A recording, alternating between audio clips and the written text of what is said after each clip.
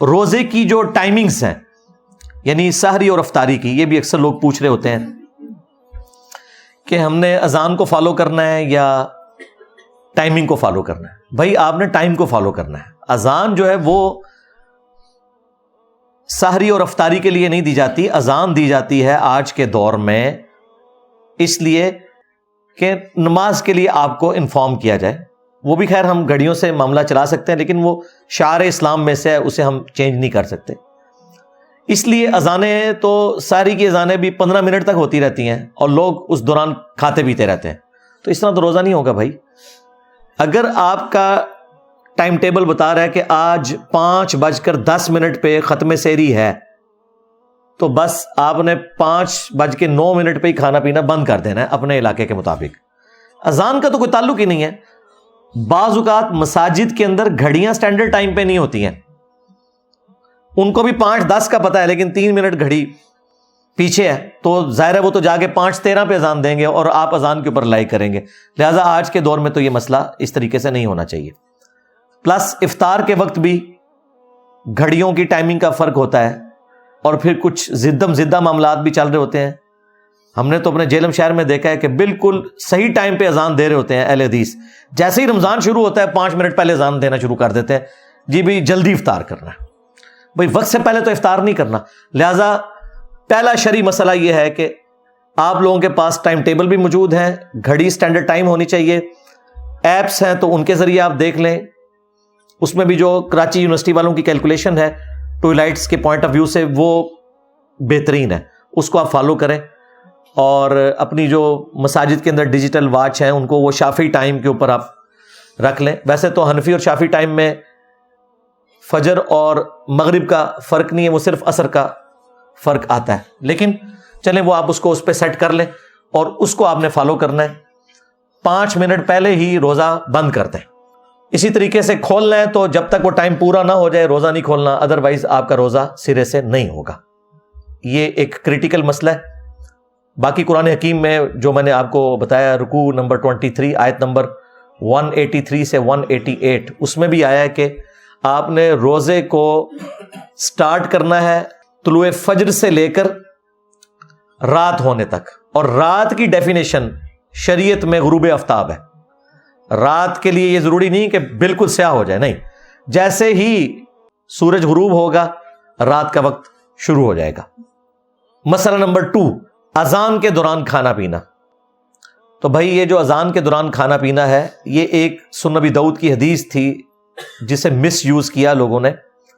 وہ اس طریقے سے نہیں تھی. وہ یوں ہے کہ سنن ابی داؤد میں حدیث ہے کہ جو شخص سحری کر رہا ہے اور اس دوران اذان شروع ہو جائے تو جو اس کے سامنے برتن ہے اس میں سے کچھ کھا پی لے جلدی سے. یعنی وہ جو ٹرانزیشن پیریڈ ہے اس دوران. یہ نبی علیہ السلام نے کہیں نہیں فرمایا کہ آپ 10 منٹ پہلے سحری ختم کر کے بیٹھے ہیں اور اذانیں شروع ہوگی اور آپ پانی پینے کے لیے بھاگ رہے ہیں. آپ کا روزہ نہیں ہوگا. یہ اس شخص کے لیے ہے کہ مثلا 5:05 پہ اس نے سحری شروع کی اور 5:10 پہ ختم سحری ہو رہی ہے. اس دوران وہ 1-2 منٹ اوپر کھا لیتا ہے ٹرانزیشن پیریڈ میں، تو اس کے لیے ایک گنجائش ہے. یہ بھی بہتر ہے کہ ایسا نہ کرے. لیکن ایک بندہ اٹھا ہی 5:10 پہ ہے اور اسے پتا ہے کہ 5:25 تک اذانیں چلتی ہیں اور ختم سحری ہے ہی 5:10 ہے، تو وہ 15 منٹ کے جی میں اذانوں کے دوران کھا رہا ہوں، اس کا روزہ کوئی نہیں. بالکل یہ ذہن میں رکھیے گا. تو وہ اس حدیث کو غلط لوگوں نے یوز کیا. وہ ٹرانزیشن پیریڈ کے لیے تھا. جس طرح بخاری مسلم میں ہے کہ جس نے طلوع آفتاب سے پہلے فجر کی 1 رکعت پا لی اس نے فجر کی نماز پا لی، اگرچہ 1 رکعت اس کی اس ٹرانزیشن پیریڈ میں ہے کہ سورج نکل رہا ہے، غروب وقت ہے، لیکن پھر بھی اس کی نماز ہو جائے گی. اس طریقے سے اسی حدیث میں ہے جس نے غروب آفتاب سے پہلے عصر کی 1 رکعت پا لی اس نے عصر کی نماز پا لی، اگرچہ اس کی 3 رکعتیں مغرب کے وقت میں ہے. تو یہ ٹرانزیشن پیریڈ کی بات ہو رہی ہے، یہ ذہن میں رکھیے گا.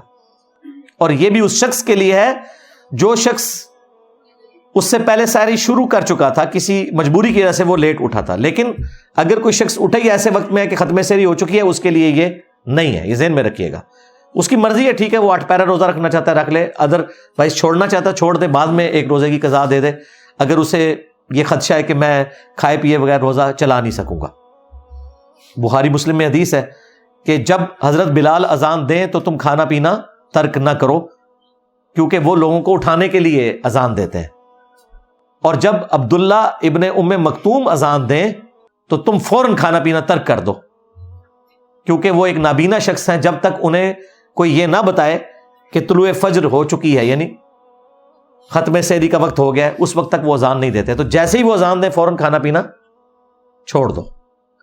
اس زمانے میں اذان کے ذریعے بتایا جاتا تھا کہ ختم سحری ہو چکی ہے، تو ظاہر ہے کہ وہ اتنا ایکوریٹ تو نہیں ہوتا ہوگا جتنا آج کل ہے، آج کل تو ہم سیکنڈز تک بتا سکتے ہیں، لہذا ان کے اوپر تو وہ والی گرفت اس انداز میں نہیں ہو سکتی، لیکن آج ہمیں پوری کی پوری کیلکولیشنز پتہ ہے، لیٹ لانگ کے ذریعے عام سافٹ ویئرز کے اندر بھی 1.5-2 لاکھ شہروں کے نمازوں کے ٹائم اور سحری اور افطاری کے ٹائم لکھے ہوتے ہیں، ظاہر ہے وہ نمازوں والے ٹائم ہے نا، فجر کا وقت جب داخل ہوتا ہے وہ ختم سحری ہے، اور جب مغرب کا وقت شروع ہوتا ہے وہ غروب آفتاب ہے، وہاں پہ آپ نے روزہ کھولنا ہے، لہٰذا آج کے دور میں تو ایز سچ یہ کوئی مسئلہ نہیں رہا۔